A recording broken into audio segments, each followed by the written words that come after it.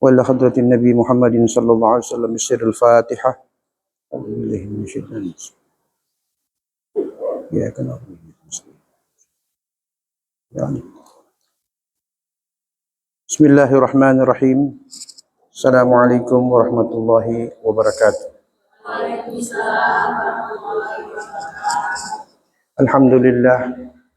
الحمد لله الذي علم الإنسان ما لم يعلم. أشهد أن لا إله إلا الله وحده وأشهد أن محمدا عبده ورسوله ولا نبي بعده.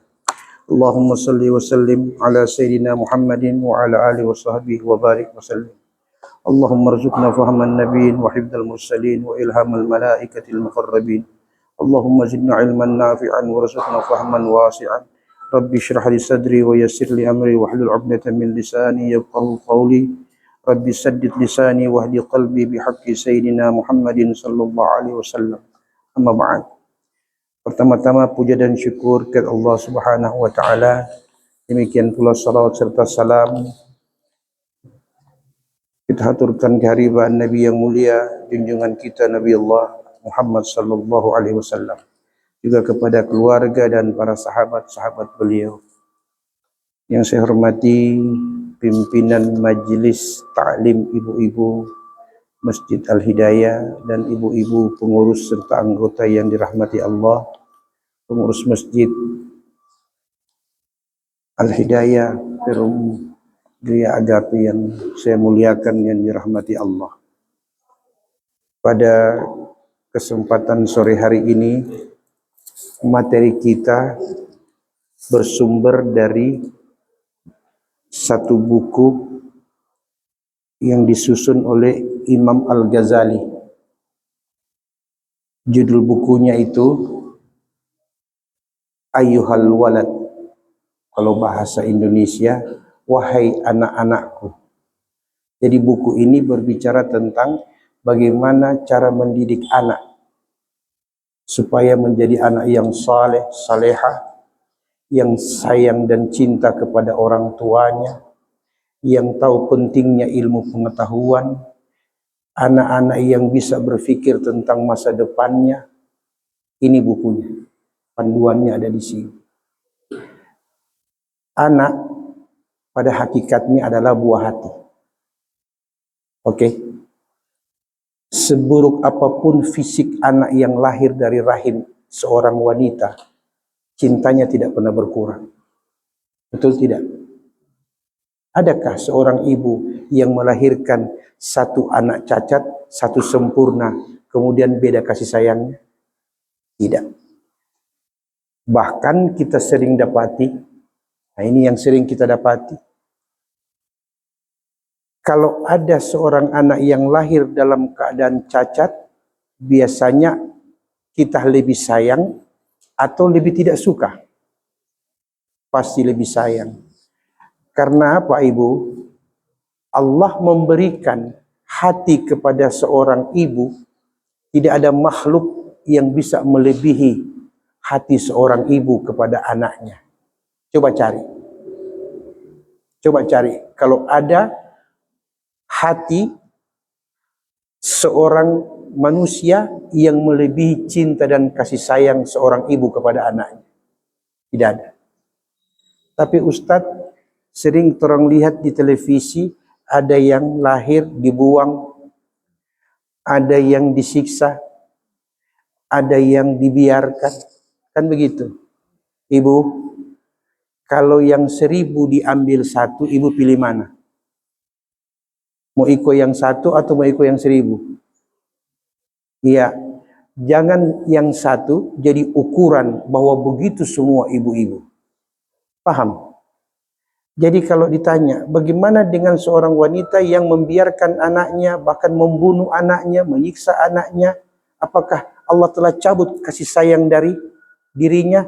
Tidak. Kasih sayang tetap ada. Hanya dia melawan hati nuraninya. Makanya Quran mengatakan, La taqtulu auladakum khasyata imlaq. Jangan engkau bunuh anak-anakmu hanya karena kau takut miskin. Jadi paham? Jadi paham, Bu? Kalau baru anak satu sudah KB, termasuk membunuh. Oke? Apalagi yang baru kawin langsung KB. Dengan satu alasan sederhana, menjaga karir. Silakan kita jaga karir, tapi ingat, hari tuamu, karirmu tidak menjamin. Jadi paham, Bu? Berikut. Mengapa Allah jadikan cinta yang sempurna ini ada pada seorang ibu? Karena Allah ingin menggambarkan kepada manusia, kalau seorang ibu ciptaan Allah saja sudah memiliki cinta yang sempurna, bagaimana dengan Allah? Bagaimana dengan cinta Allah kepada kita? Jadi paham, Bu? Baik. Sekarang kita lanjut. Apa di antara isi daripada kitab ini? Ayuhal walad, wahai anak-anakku. Salah satu di antaranya, nasihat Imam Al-Ghazali kepada anaknya, kepada anak-anak kita. Jadi ini boleh dijadikan pegangan, ibu-ibu. Ibu-ibu ambil ini sebagai pegangan. Nanti insya Allah pulang ke rumah, baru mulai menggunakan cara-cara seperti yang diajarkan oleh Imam Al-Ghazali. Apa kata beliau?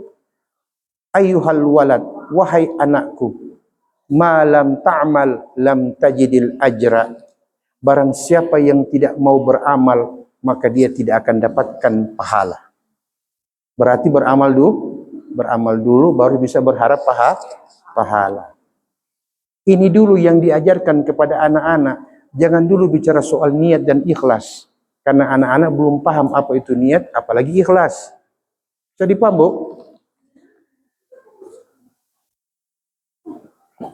Bisa kita lanjut? Berikut. Ma lam ta'lam lam tajidil ajra. Siapa yang tidak beramal, wahai anakku, ketahuilah dia tidak akan dapatkan pahala. Artinya apa?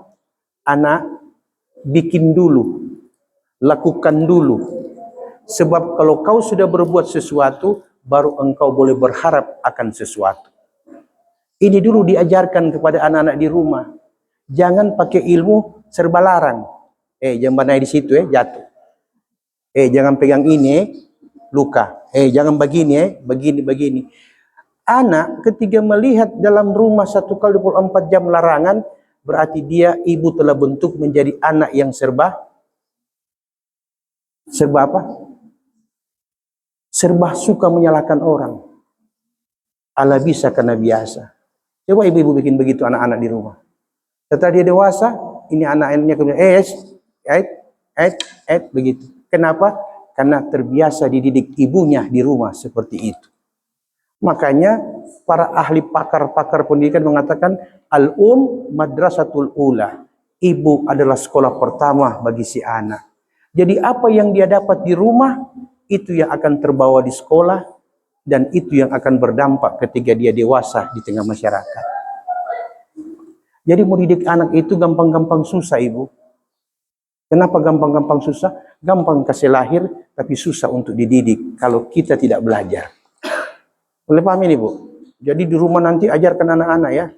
Pokoknya siapa yang kasih bersih ini tempat tidur, mama kasih uang lebih pergi sekolah. Ajari dulu bagaimana setiap perbuatan baik ada nilai baik. Biasakan begitu. Kalau ibu-ibu di rumah bagaimana? Jaga baiknya. Mama solala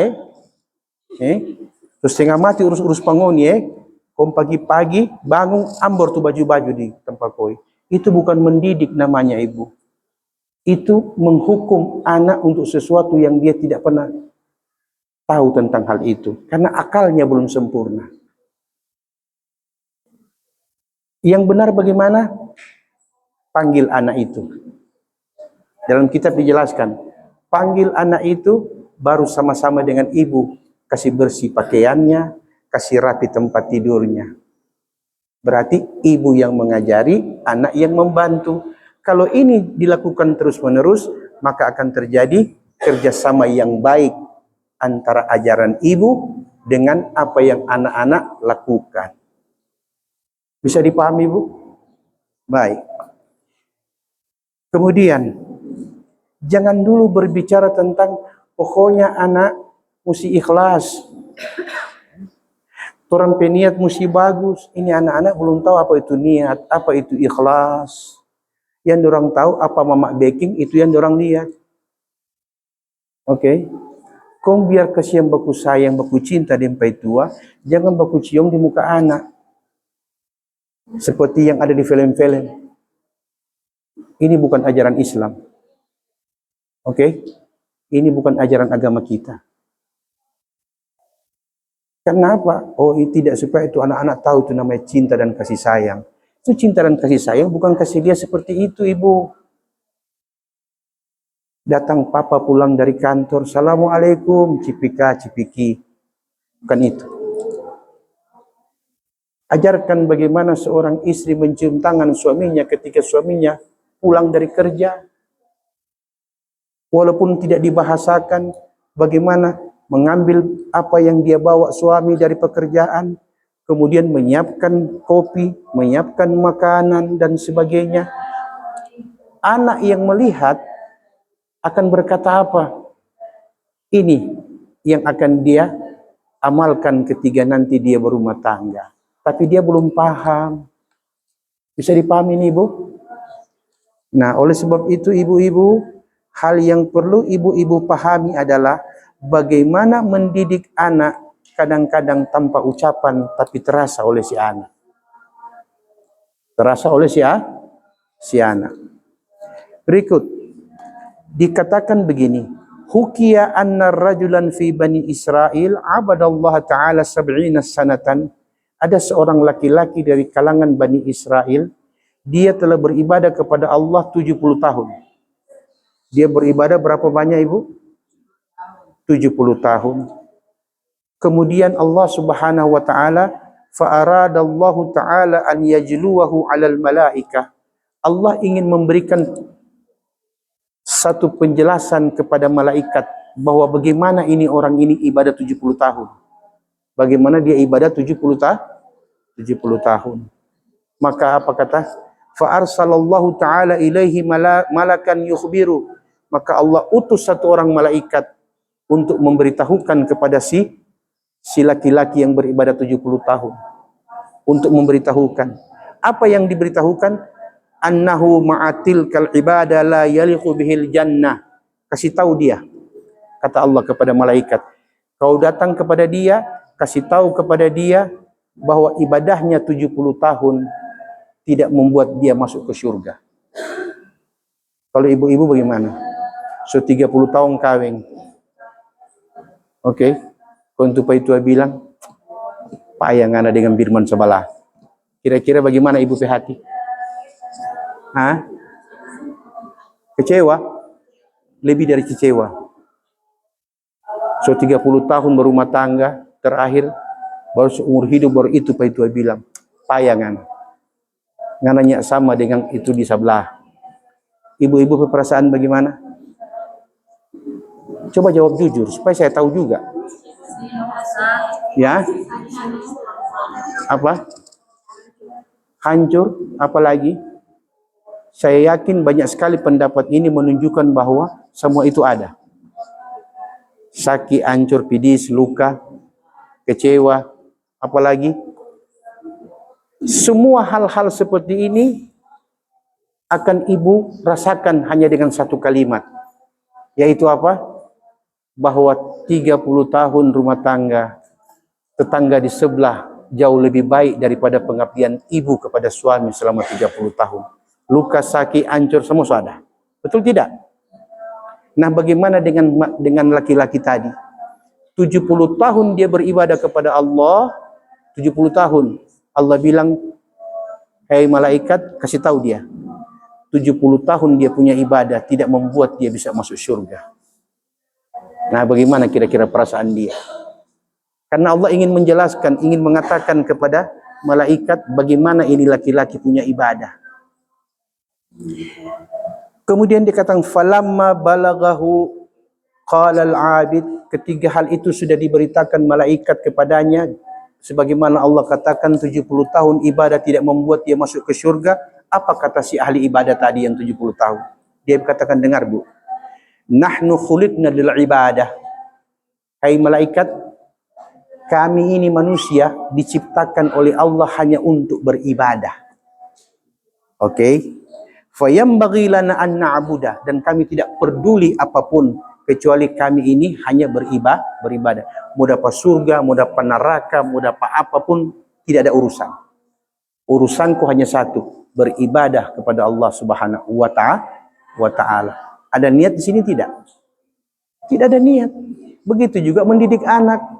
Jangan dulu ajarkan soal niat, jangan ajarkan dulu soal keikhlasan, karena mereka belum paham apa itu niat, bagaimana itu ikhlas. Yang orang mengerti apa yang ibu-ibu contohkan, apa yang ibu-ibu ajarkan, perlihatkan, itu yang mereka tahu. Kalau ibu-ibu di rumah suka memake, suka bicara-bicara kotor dan sebagainya, yakinlah anak itu akan jadi seperti apa yang ibu perlihatkan. Saya dipahami ini? Nah, oleh sebab itu saya katakan sekali lagi, dalam buku ini dikatakan bahwa ketika si laki-laki dapat berita dari malaikat bahwa Allah katakan 70 tahun ibadah tidak akan mendapatkan surga. Dia bilang, kalau begitu kami ini diperintah Allah untuk beribadah. Kami tidak peduli dengan apapun kecuali beribadah. Falamma raja'al malak, maka kembalilah malaikat tadi kepada Allah Rabbul Jalil memberi laporan. Qala Allah Ta'ala, maka Allah berfirman, madza qala abdi, apa yang hambaku tadi katakan setelah engkau kasih tahu bahwa dia tidak masuk syurga. Qal, malaikat mengatakan, ilahi, Tuhanku, anta a'lamu bima qala al-abdu, soal itu engkau lebih tahu daripada hamba. Artinya walaupun Allah tidak tanya, Allah sudah tahu apa dia jawaban. Maka Allah berfirman kepada malaikat, faqala Allah Ta'ala, idzan huwa lam yu'rid an ibadatina fa nahnu ma'al karam la nu'ridu anhu.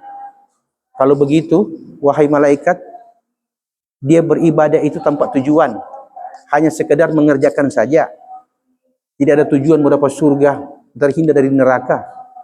Kalau begitu kata Allah, nahnu ma'al karam, kami Allah yang maha mulia, la nu'rid anhu, kami juga tidak punya sesuatu apapun kecuali melihat dia beribadah kepada kami.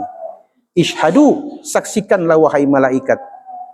Ishhadu ya malaikati, inni qad ghaffartulah. Saksikanlah wahai malaikat, sesungguhnya aku telah mengampuni hambaku tadi itu. Oke. Jadi maksudnya, lakukan dulu ibu. Jangan dulu berharap bahwa nanti saya punya anak mau jadi anak yang saleh, saleha. Anak saya nanti mau jadi anak yang pintar, anak yang cerdas. Itu urusan belakang. Itu urusan yang kesekian. Yang penting didik dulu dia dengan hal-hal yang dibiasakan, yang baik di rumah. Kalau bicara di hadapan suami, bicara yang wajar-wajar. Yang wajar didengar, itu yang ada. Marah sama suami, ibu-ibu kalau marah sama suami di rumah bagaimana caranya? Biasanya kalau marah dan sama suami, bikinkan kopi, ya enggak usah bikin kopi. Kalau yang lain kalau marah sama, supaya saya tahu, nanti kita dapatkan penjelasan. Kalau ibu-ibu yang lain kalau marah sama suami bagaimana? Diam? Muka semua ciri di lantai? Oke, apa lagi? Apa lagi? Ambil para selimut dan bantal, lempar tidur di luar ngana di malam. Ya. Ada lagi? Satu di bawah, satu di atas. Ibu, apapun bentuk dan model kita memberikan ekspresi marah kepada suami, usahakan semaksimal mungkin. Jangan lakukan itu di hadapan anak yang belum paham. Ingat ibu, anak yang belum paham secara akalnya, tapi dia melihat secara nyata. Begini cara marah mama sama papa. Nanti ketika besok-besok dia ada istri atau dia ada suami, begitu juga yang akan dia lakukan. Kenapa? Karena sudah diajari ibunya dari rumah. Bisa dipahami, Bu? Ada satu kisah. Seorang anak gadis yang baru menikah 6 bulan. 6 bulan baru menikah. Maka dibawalah setelah menikah oleh suaminya ke rumah suaminya. 6 bulan setelah menikah, tiba-tiba si anak gadis datang ke rumah ibunya sambil menangis. Ibunya tanya, "Kenapa, Nak?" "Mak, kita tidak sangka kalau dia begitu. Kalau kita tahu begitu dia kita pelaki, biar mama mau bunuh tadi mau kawin dengan dia." Dia mama tanya, "Kenapa?"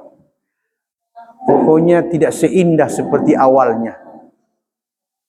Betul? Mamanya melihat anaknya menangis. Apa kata mamanya? "Kalau begitu, ambil ngana kasih panas air panas di dapur. Kasih mandi di air panas, membawa kemari." Apa maksudnya? Apa maksudnya? Anak gadisnya menderita dengan suaminya, mengadu kepada ibunya, ibunya suruh masak air panas. Maksudnya apa? Jangan dulu negatif. Mau sirang papai tua? Oh, bukan. Mamanya bilang kalau sudah mendidih, bawa ke sini dengan 3 gelas. Dengan tiga gelas. Bawa sejumput kopi, bawa sepotong kentang, dan bawa sebutir telur. Bawa ke sini. Datang, masak. Ibunya bilang, kasih masuk itu telur di 1 gelas. Sepotong kentang di 1 gelas. Sesendok kopi di 1 gelas. Kasih masuk. Baru kau masukkan air panas mendidih ke masing-masing gelas. Tunggu beberapa menit. Setelah itu ibunya bilang, kau ambil apa? Kau ambil kentang yang tadi kau masukkan ke dalam air panas. Setelah dia ambil, ibunya bilang, coba kau makan. Jadi apa itu kentang? Masak. Jadi masih keras atau lembut? Jadi lembut. Ibunya bilang, kau ambil telur tadi yang kau masukkan ke dalam gelas air panas, kemudian kau makan. Jadi apa itu telur? Jadi masak.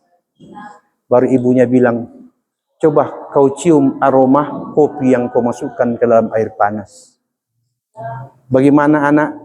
Harum, ibu.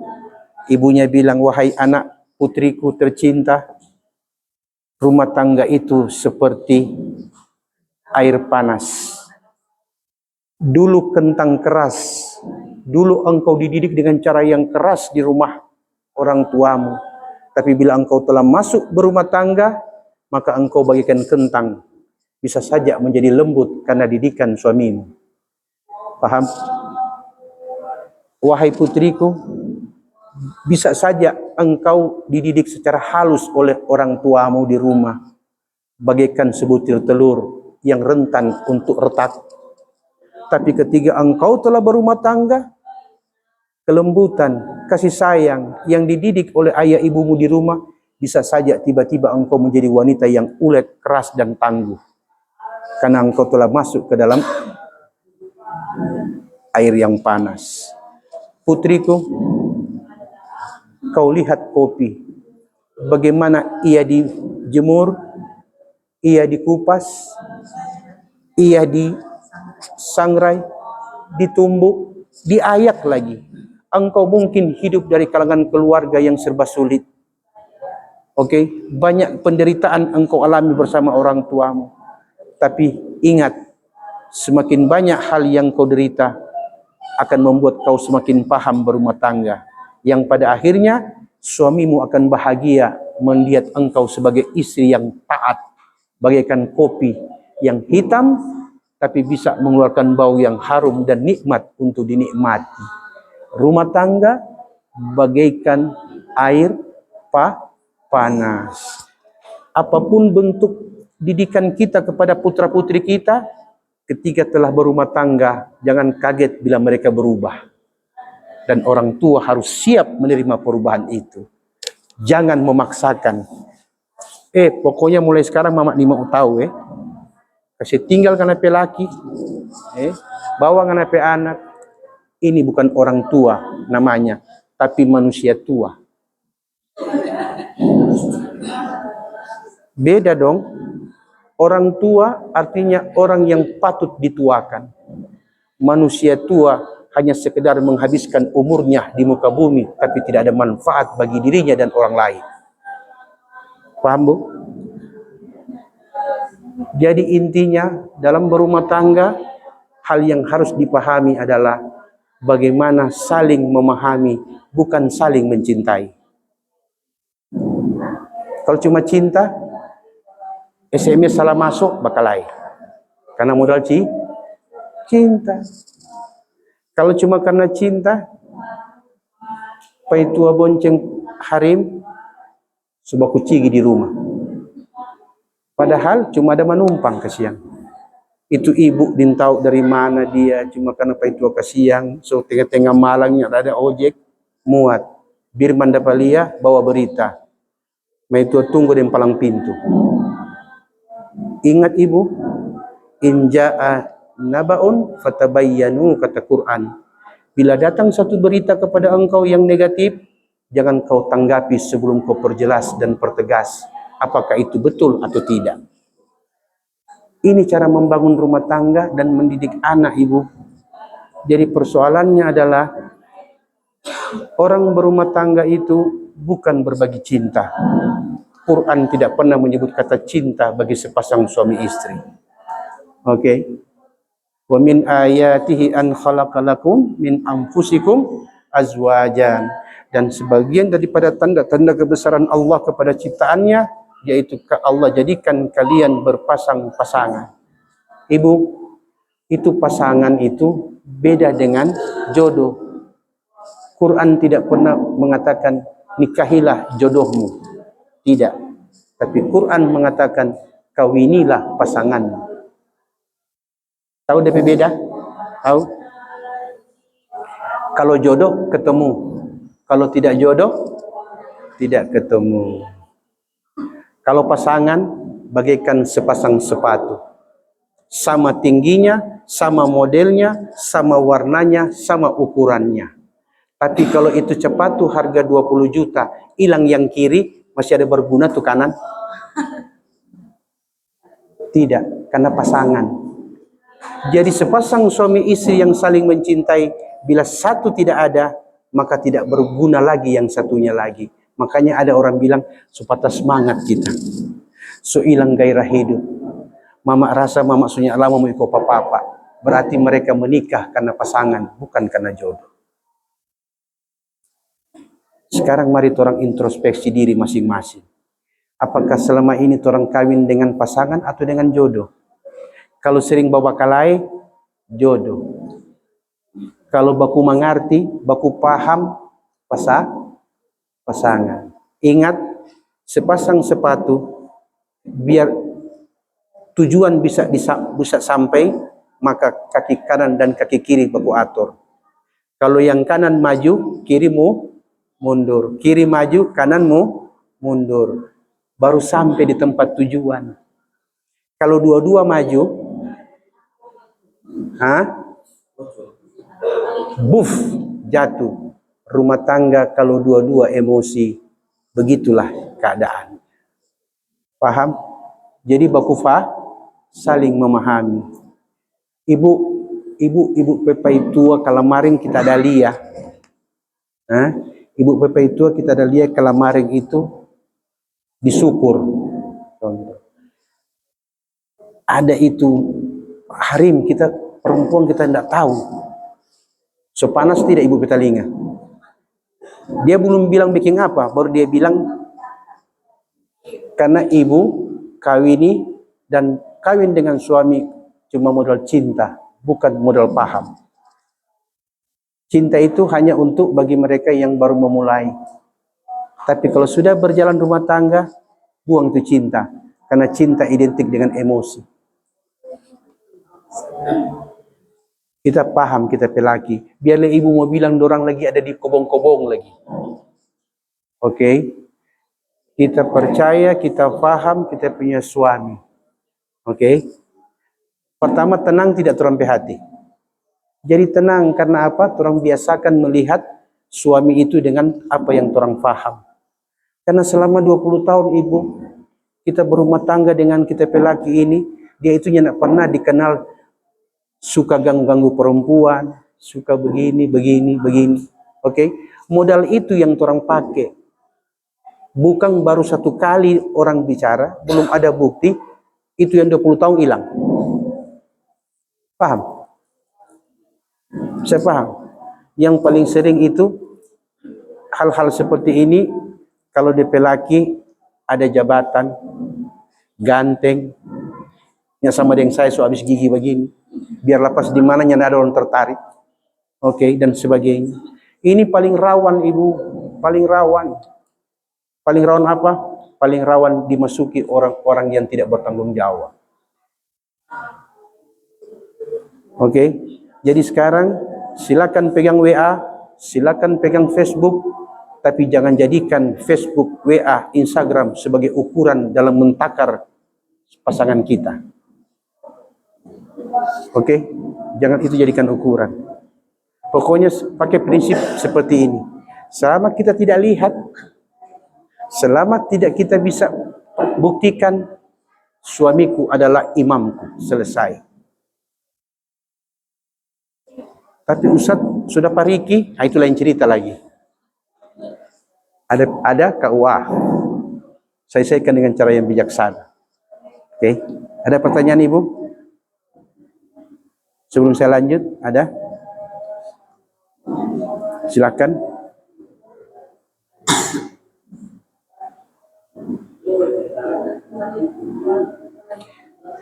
Baik, kita lanjut. Wa qala Rasulullah sallallahu alaihi wasallam, Nabi mengatakan dalam sabdanya, perhatikan ibu, Nabi mengatakan dalam sabdanya, hasibu anfusakum qabla an tuhasabu wazinu a'malakum qabla an tuzanu. Nabi katakan, introspeksi dirimu sebelum engkau diperhitungkan. Hitunglah dirimu sebelum engkau diperhitungkan. Sebelum marah papai tua, lihat dulu orang bagaimana orang pelayanan selama ini kepada suami. Jangan langsung pakai ilmu cemburu. Cemburu itu wajar, manusiawi, tapi kalau salah tanpa, sama dengan telur, masih dibaki supica belum dijual. Oke, jatuh harga tidak? Jadi caranya adalah pertama, betul so ini pai tua ini begini, langsung introspeksi kata Nabi turun diri. Bagaimana kita selama ini pak kita pelaki? Dia pulang nyanda urus, dia mau makan dia nak mau makan nyanda ada urusan. Yang penting kita semua sah.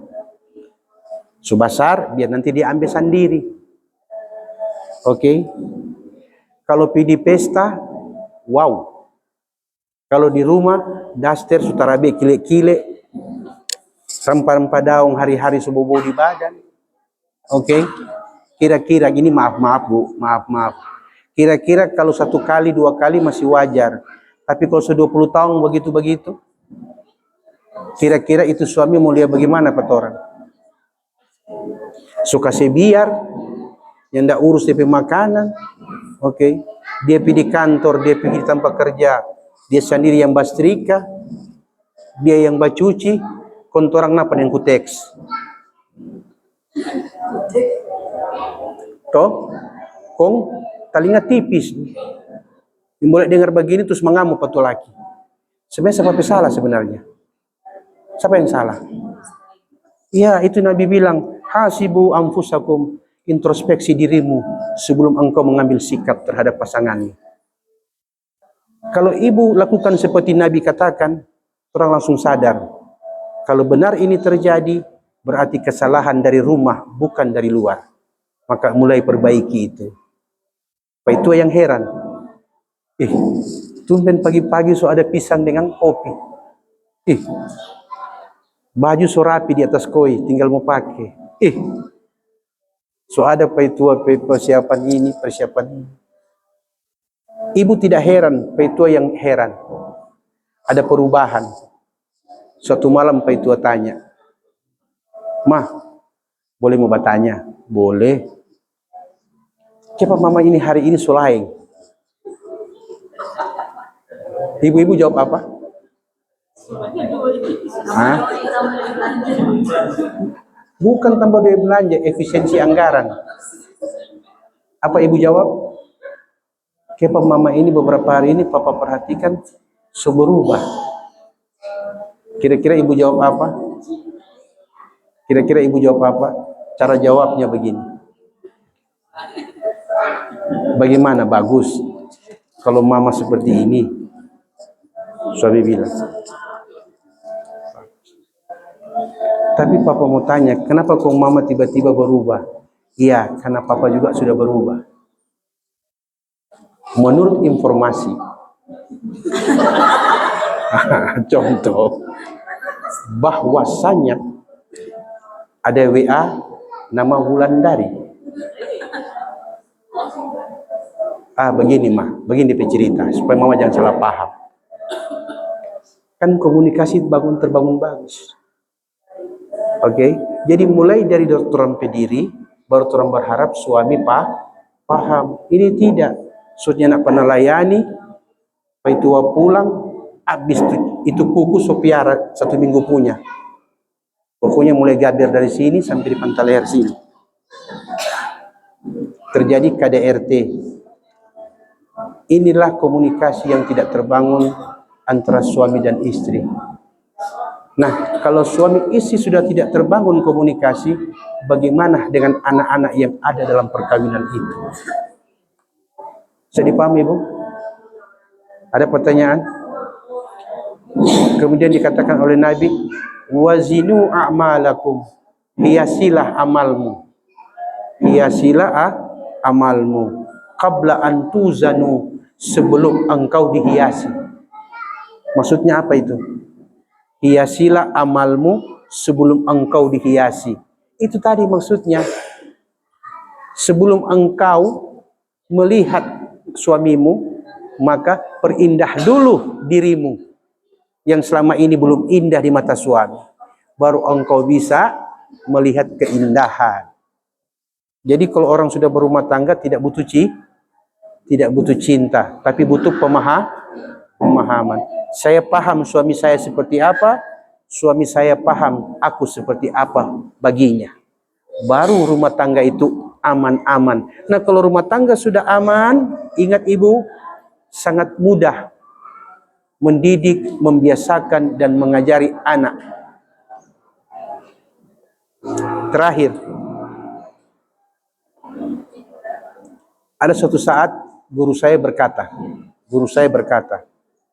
ada seorang anak majelis tidak mau sholat. Anak majelis tidak mau sholat. Padahal dia sudah berumur 20 tahun. Kemudian guru saya tanya, "Kenapa kau tidak mau sholat?" "Saya tidak mau, Ustaz." "Kenapa tidak mau sholat?" "Saya tidak mau." "Kenapa?" "Karena di rumah tidak ada yang sholat." Karena di rumah tidak ada yang sholat. "Oh, jadi kalau di rumah tidak ada yang sholat, kau juga tidak mau?" "Iyalah. Papa tidak sholat, mama tidak sholat, kakak tidak sholat, sampai om dan tante tidak sholat. Bagaimana saya mau sholat?" Apa maksudnya kira-kira itu, ibu? Apa maksudnya? Maksudnya, benar apa kata Nabi. Benar loh apa kata Nabi. Nabi mengatakan, "Shallu kama ra'aitumuni usalli." Sholatlah kamu sebagaimana kalian melihat aku sholat, kata Nabi. Sudah ada ibu-ibu yang lihat Nabi sholat? Tidak pernah ada yang lihat Nabi sholat. Oke? Tapi Nabi bilang, sholatlah kamu sebagaimana kalian melihat aku sholat. Waktu Nabi sholat, dari mana Nabi tahu cara sholat? Datang perintah Quran, aqimus shalah, dirikan sholat. Nabi tidak tahu bagaimana caranya sholat.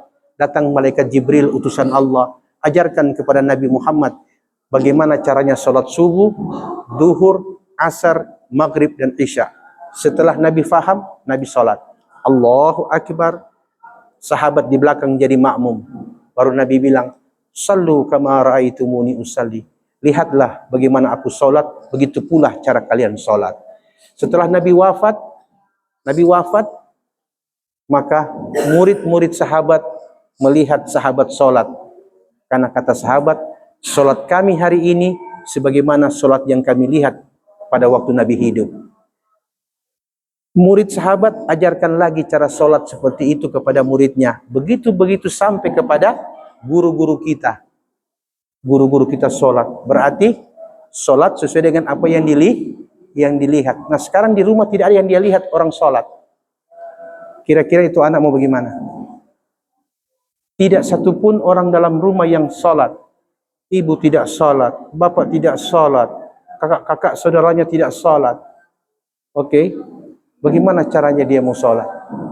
Sedangkan dia tidak pernah lihat orang sholat di rumahnya. Makanya ibu, hukum sholat berjamaah. Bagi laki-laki, sunnah muakkadah sholat berjamaah di masjid.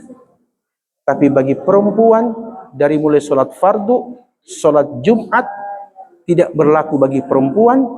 Sholat sunnah, itu paling afdal wanita sholat di rumah. Jadi wanita sholat berjamaah itu paling afdal di rumah, kecuali sholat hari raya. Walaupun dalam keadaan haid, tetap sunnah mengikuti khutbah, walaupun tidak sholat id. Nah, sekarang ibu, ketika di rumah wanita tidak diwajibkan sholat di masjid, Nabi mengatakan apa? Nawiru buyutakum bis-shalah wa qiraatil Qur'an. Terangi dan cahayailah rumahmu itu dengan solat-solatmu dan bacaan Quran. Anak melihat papa di masjid, mama di rumah. Dia keluar lihat papa sholat, dia di rumah lihat mama sholat. Kira-kira anak ini bagaimana? Dia belum bikin, tapi dia sudah lihat. Jadi ketika orang tuanya bilang sholat, dia tidak akan membantah, karena dia lihat hal itu dilakukan oleh ayah dan ibunya. Tapi ketika ayah ibunya tidak lakukan, mama bilang, sembahyang masuk neraka. Dia bilang, mama lebih dulu baru kita. Dari siapa? Mama lenyap sembahyang. Betul tidak? Anak-anak sekarang itu anak-anak Gen Z. Sampai isu hilang gen dorang. Pokoknya apa yang orang bilang, dorang itu betul. Betul tidak? Dulu mama dulu pergi sekolah itu tas kurang ada manjai-manjai, sutara berabe. Sehingga mak dulu. Mak sekarang ini jejet. Mau bilang apa? Iya, mau sekarang ini subasar, jadi mau berani baku ambil dengan mama. Ini menunjukkan mama yang ada pengalaman, anak-anak lagi dia mau tahu. Kira-kira kalau sebegini ada pendidikan? Tidak ada. Makanya Sayyidina Ali bin Abi Thalib mengatakan begini. Perhatikan ibu. Sayyidina Ali mengatakan begini. Allimu auladakum. Fa innahum khuliqu li zamani ghaira zamanikum. Ajari anak-anakmu itu dengan cara yang baik. Karena sesungguhnya mereka diciptakan sesuai dengan zamannya, bukan zamanmu. Kalau dulu orang di sekolah berjalan kaki, sekarang dorang naik ompreng, jangan paksa dorang suruh berjalan dengan alasan supaya bebas kolesterol. Bisa dipahami ibu? Jadi mendidik anak tidak harus dengan emosi. Mendidik anak tidak harus dengan cinta. Tapi mendidik anak harus dengan wawasan. Wawasan. Ada orang tua, ibunya, bapaknya sarjana, tapi cara mendidiknya masih lebih baik yang tamatan SMP mendidik anak. Jadi mendidik anak bukan faktor pendidikan ibu, bukan karena sarjana atau tidak, faktor wawasan. Kalau banyak bergaul, banyak melihat, banyak bertanya, banyak ikut-ikut majelis, insya Allah wawasan bertambah. orang jadi paham bagaimana caranya mendidik anak dan bagaimana melayani keluarga. Ini yang orang belajar di majelis. Oke? Jadi paham? Cukup? Tidak ada pertanyaan? Ya.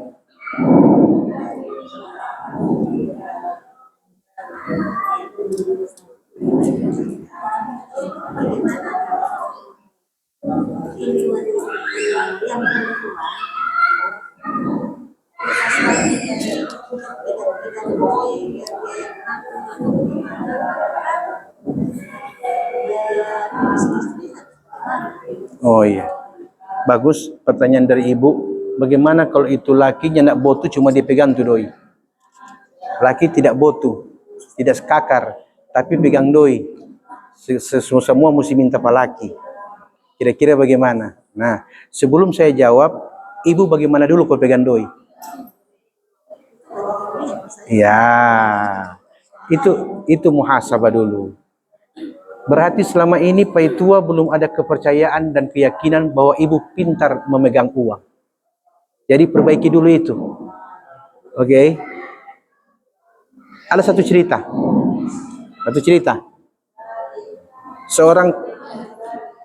Seorang suami berkata kepada istrinya, "Mah, itu tetangga di sebelah, itu ibu di sebelah, orangnya luar biasa." Dia bilang sama istrinya, "Bayangkan mah, suaminya hanya kasih 500.000, cukup 1 bulan. Pintar itu ibu di sebelah rumah mengatur uang." DP istri dengar, DP istri bilang, "Oh, masih mama lebih hebat." Hebat di mana? Kalau mama di sebelah 500.000 1 bulan. Kalau mama ini, istrimu ini 50.000 1 tahun. Ya, beli kalender. Oke.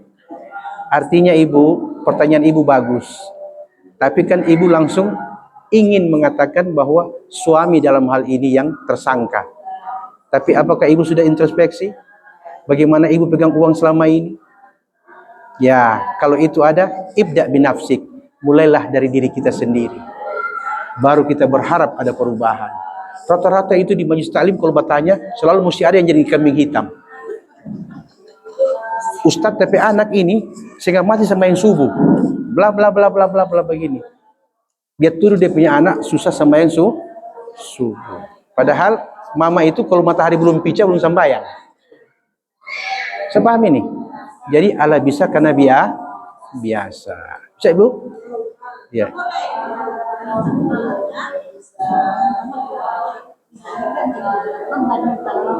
Tidak bisa. Jangan membanding-bandingkan keadaan rumah tangga kita dengan keadaan rumah tangga saudara orang lain. Karena apa? Seseorang sesuai dengan keadaannya masing-masing. DP laki gaji 50 juta, kita cuma 500. Kamu bikin sama bagaimana dia bicara? Iya toh? Jadi hadapi apa yang orang punya. Ingat ibu, Allah tidak menguji manusia kecuali dengan kemampuan dan keadaannya masing-masing. Jadi kalau mau cari tahu di mana kelemahan manusia, lihat ujian yang dia dapat.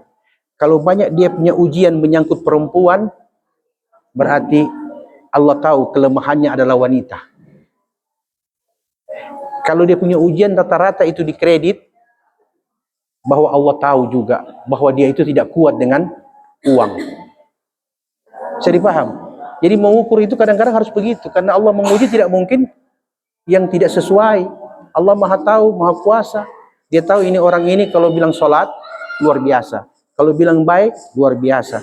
Tapi kalau soal wanita, Allah bilang kita mau uji di situ dia. Sama dengan ibadah tadi 70 tahun. Bisa dipahami Bu? Ada lagi pertanyaan? Oke, tidak ada lagi, cukup. Terakhir sebagai penutup, mari kita lihat apa yang dikatakan oleh Imam Al-Ghazali kepada kita tentang mendidik anak.